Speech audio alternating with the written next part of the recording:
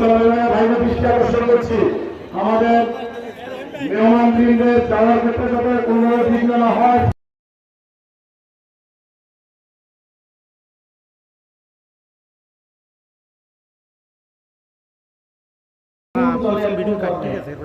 আমরা দেখেছি তিনি একজন প্রতিবাদী যোদ্ধা ছিলেন। সেই যোদ্ধা এবং যোদ্ধার পরিবারকে সম্মান আমরা জানাতে চেষ্টা করেছি। দায়িত্ব আমাদের শেষ হয়নি, দায়িত্ব কেবল শুরু হলো। আল্লাহ যেন সেই দায়িত্ব পালনের আমাদের দায়িত্ব আছে।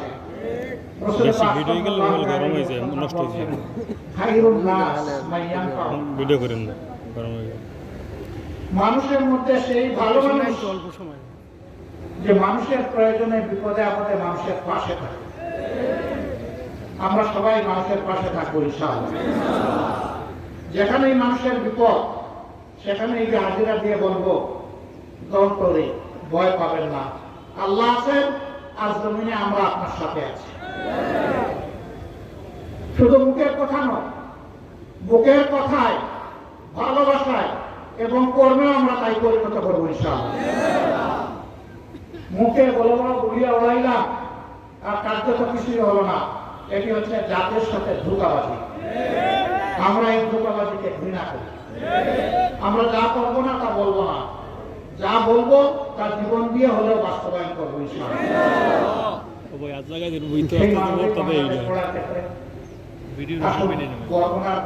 ঘরে ঘরে আমরা ছড়িয়ে পড়ি, মানুষকে বলি আসো আল্লাহর দিকে, আসো কোরআনের দিকে, আসো মানবিক বাংলাদেশ করার।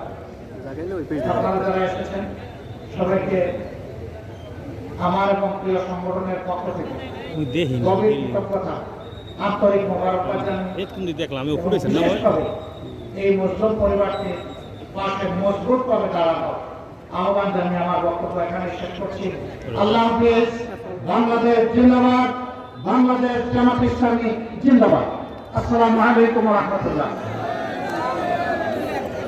শৃঙ্খলা ভাইকে দৃষ্টি আকর্ষণ করছি, আমাদের মেহমানবৃন্দের যাওয়ার ক্ষেত্রে যাতে কোনো বিঘ্ন না হয়।